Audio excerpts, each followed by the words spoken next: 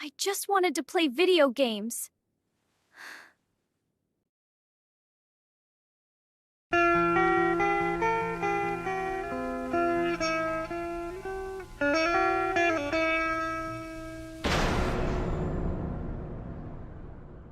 All right, boys. Hello and welcome back to Honey Badger Arcade. My name is Brian. I'm not a furry, and today I want to pitch something at you all. So, if you watch my weekend streams, I do a show every Saturday at 11 a.m. Eastern called The Week in Culture, where I talk about all the cultural news of the week with my co-host John, the problematic white guy. If you watch that, then you probably already know this, but I think a lot of you guys don't show up for that, which is fine. I get that some people don't want to watch live streams, and maybe they're a little bit too long, or they come on at a bit of an inconvenient time for you. So I'm making this video because I really want to highlight this project. So today I want to talk about Twisted Metal.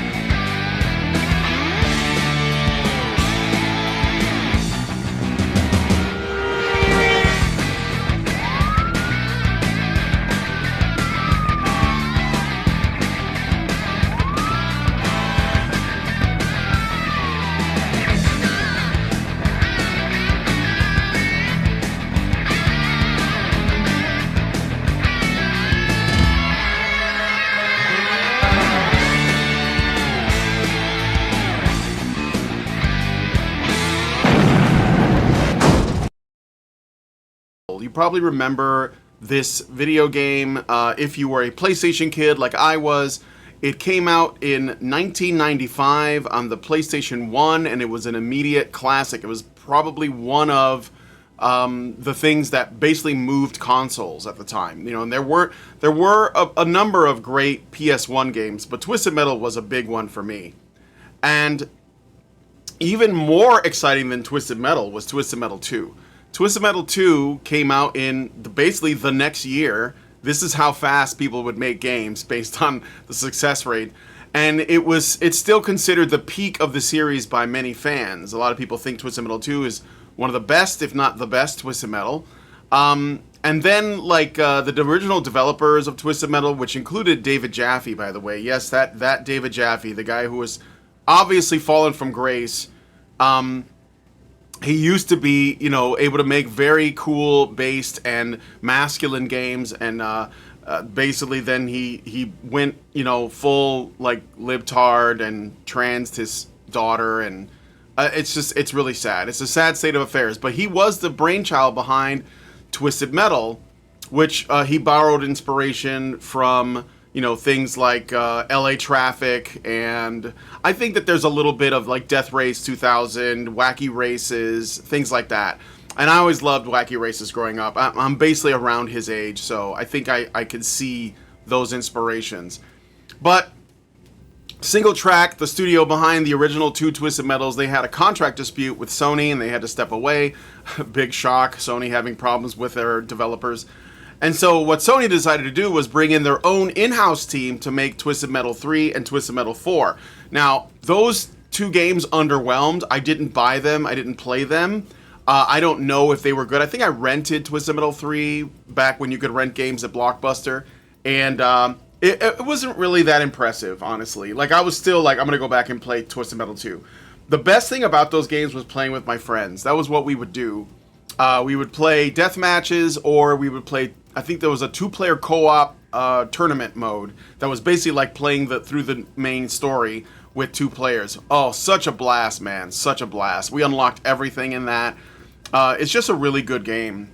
If you guys, never played it, you definitely should. It deserves to be checked out.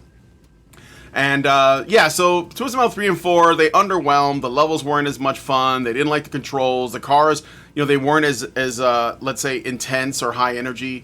So it just didn't do well. I think that Sony's studio just didn't get it was 989 Studios. They didn't quite get what made those games so appealing. And then we got our PlayStation 2 game, Twisted Metal Black. Now, Twisted Metal Black is, in my opinion, the best Twisted Metal game of the mainstream games. Like, it is the best one.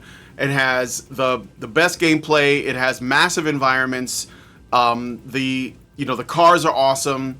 I main Mr. Grimm in all of my whenever I played Twisted Metal. I always played Mr. Grimm because I always thought the thought of a game where you had a bunch of people in trucks and cars and formula racers, dune buggies, police cars, cabs, and then there's some crazy guy on a motorcycle that's gonna take on everybody. I was like, dude, that's the guy. I always take the hard path. I always go with, especially with fighting games, I always go with the character that might be the most complex to play, which is why I main Gen on Street Fighter, because I like the challenge of doing that.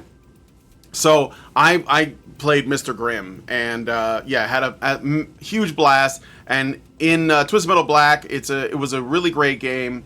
It was the first game with online play, although again we're talking about the PS2, so the online was very sketchy, right? It was not easy to get going, but it could have been really great. I don't know if they implemented it in future ports, because I know they made Twisted Metal Black available to PlayStation 3 owners through their store and PlayStation 4 owners. I know that because I have all of them. I have all those. But anyway, so Twisted Metal Black came out. It was darker, it was meaner, and many say it's one of the best. I think it is the best in the mainstream franchises. And then PS3 came out, and they made a Twisted Metal. It was almost like a reboot because it was just called Twisted Metal. It came out in 2012. I was very hyped for this game. I thought this is going to be killer, but it wasn't that great. Unfortunately, it had big set pieces. There was clearly a lot of money poured into the project, live action cutscenes. But the problem is it launched basically at the end of the PS3's life cycle. So people were already saving up for the next one. The PS4 was officially announced just months later. So a lot of people had already moved on. There was already talk about the next series of consoles.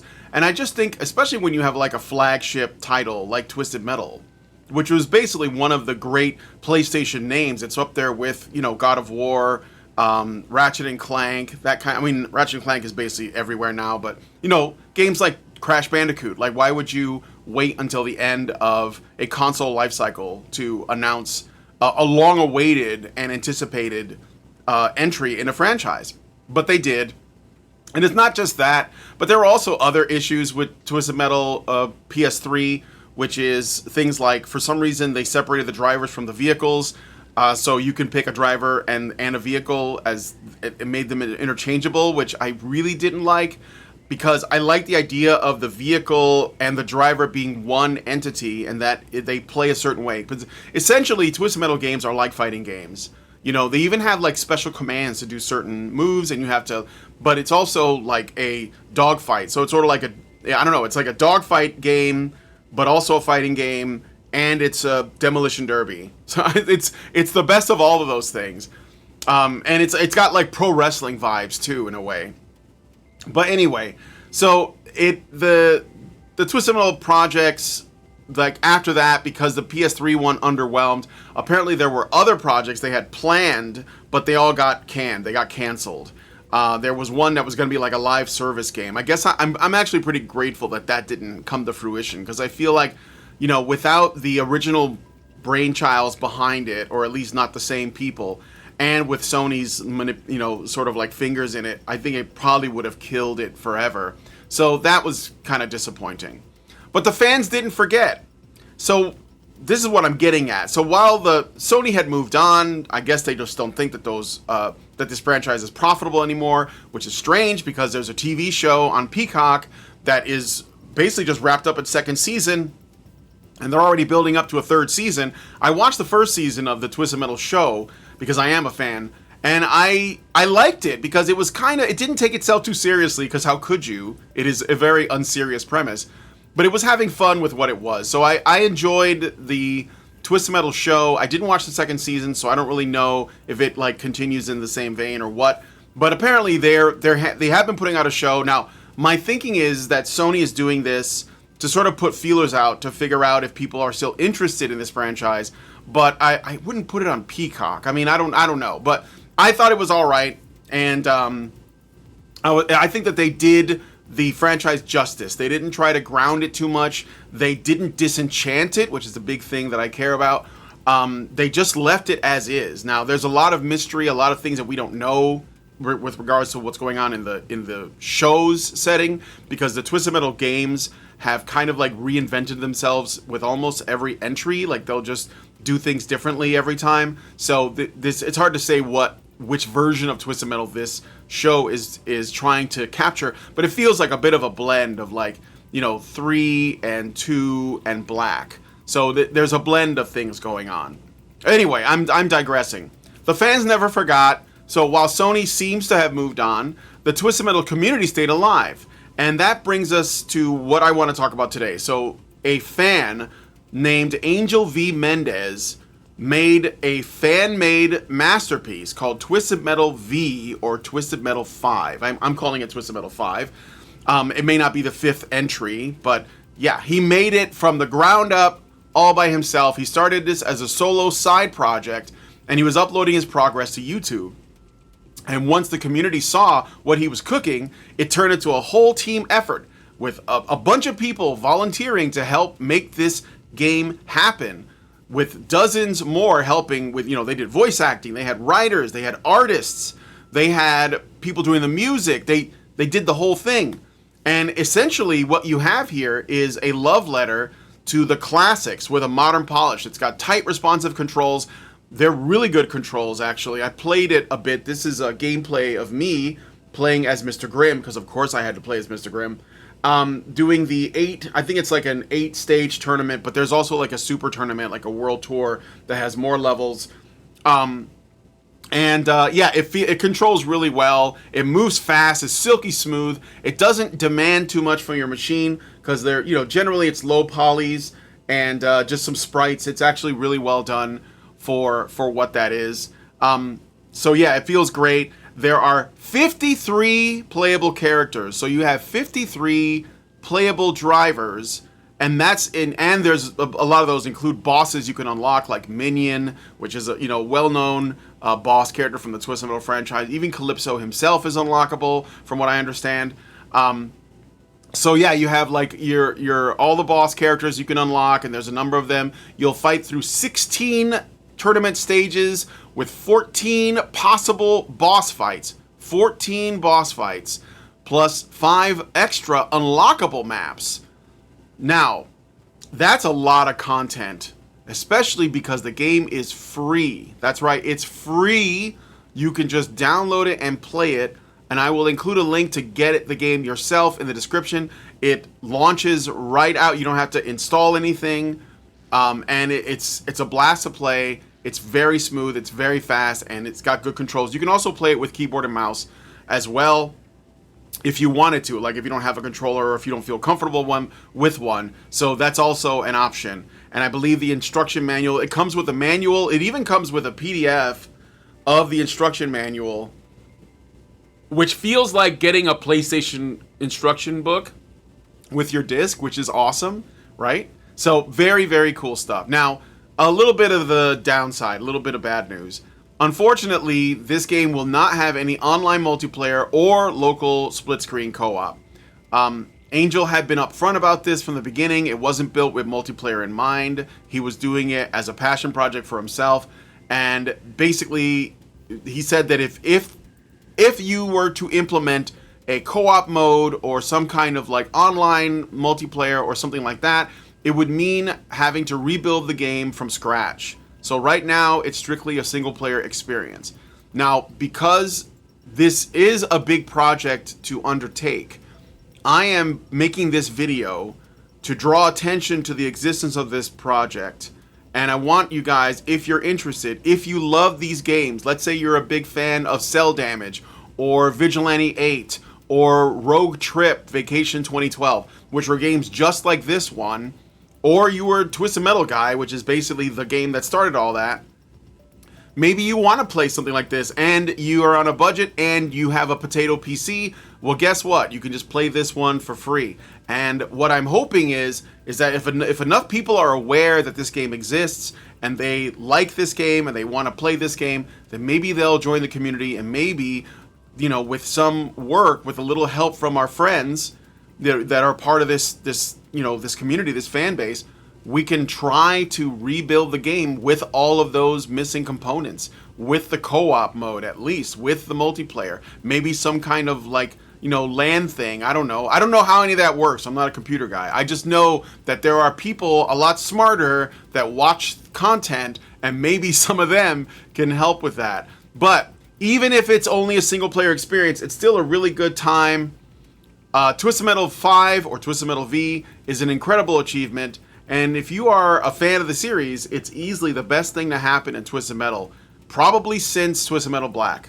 I mean, I would say that goes all the way back to the PS2 era. So, anyway, like I said before, I'm going to include a link to download the game right now for free. It's out. And check it out and let me know what you think. Join the Discord server and talk about it. Let's talk about it. And also, I'll include a link to join the Discord server of the people that are working on this game, that are developing it. And so, like, if you are a person that works in development, or is someone who's learning and wants to be able to help out in some way, maybe you'll join them. I don't know. So hopefully you guys will check that out. Thanks, guys, for checking out this video. Let me know what you guys think about this Twisted Metal fan-made project. Please like, share, subscribe, all that good stuff, and I'll talk to you guys in the next one. Long live Vivian. I just wanted to play video games.